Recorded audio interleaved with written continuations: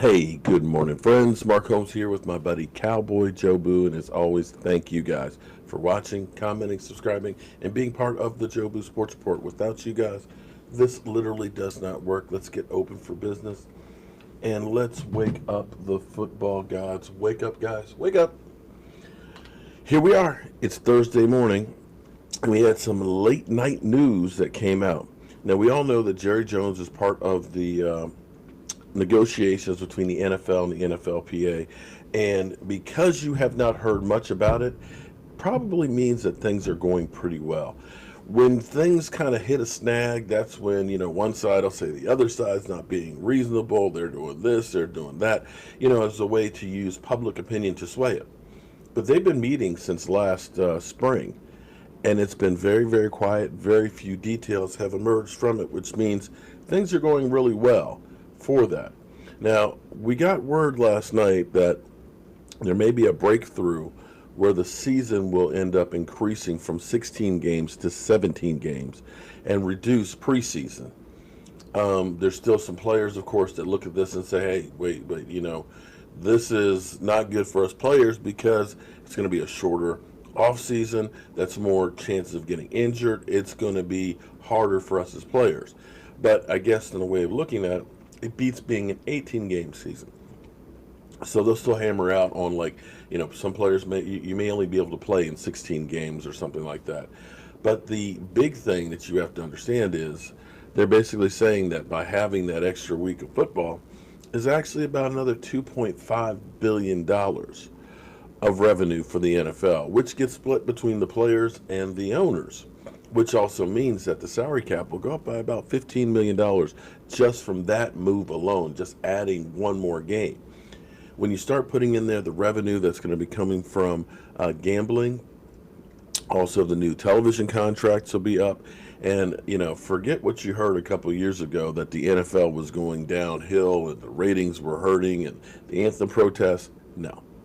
The way the NFL is still healthy is that every year the salary cap goes up by like $10 million. Now understand, the salary cap only goes up by the revenue. If the revenue was going down, then the salary cap would go down.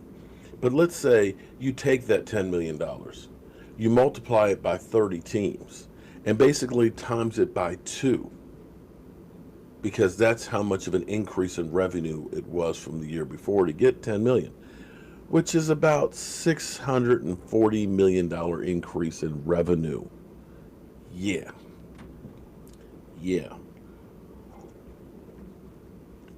That's a lot of money to divvy up.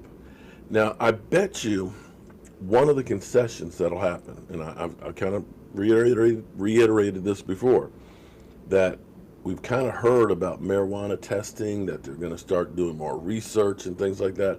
I guarantee you, the NFL owners get that 17 game schedule, that marijuana testing will be off the table. That won't happen anymore. That'll be one of those things that, hey, here's something you can go back to your players with and stuff. They're going to have to give and take on that one. We'll see where it all comes out. But they're thinking that this whole thing may be done by playoffs. Interestingly enough, then we were talking about not having a strike, and we're talking about labor peace for a long time again, which I guess will be great news. Oh, and one other tad bit to add to that. They will increase the playoff. That's right, playoffs from 12 teams to 14 teams. So it'll be one more playoff team, one more wild card in each conference. Not a bad deal. So we'll see where this goes, but at least that's good news. Now, the Cowboys got back to work yesterday, and one of the things that was kind of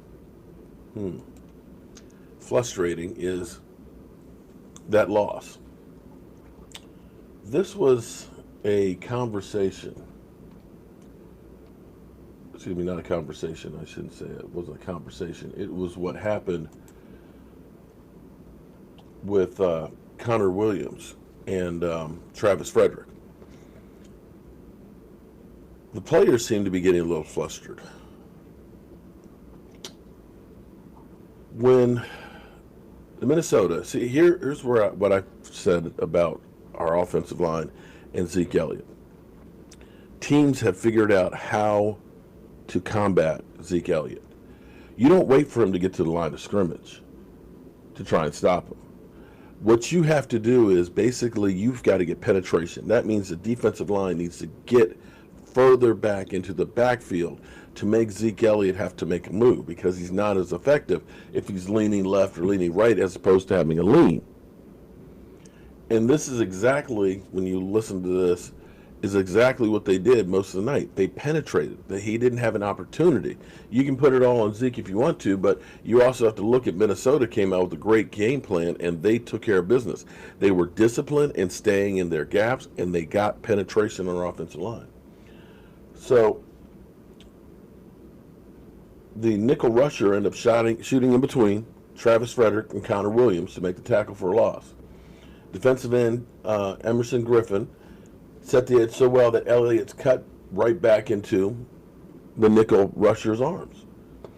With Elliott still on the ground, Travis Frederick turned towards the Cowboys sidelines and screamed in frustration. What are we doing here? What are we doing here? Why are we running this?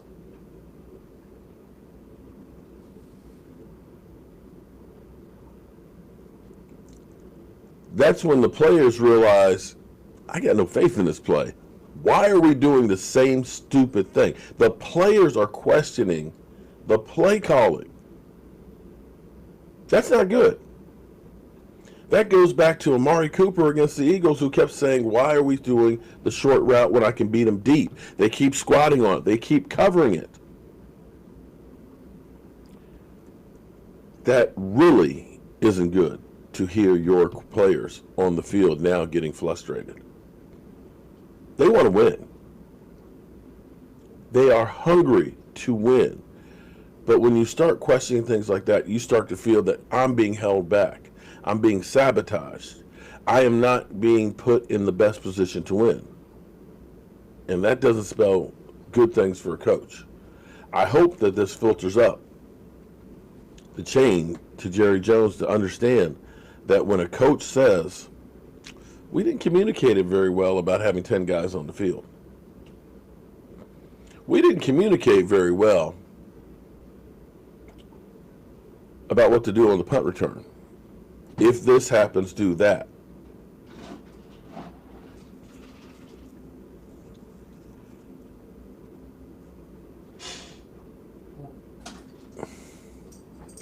That's all I can say.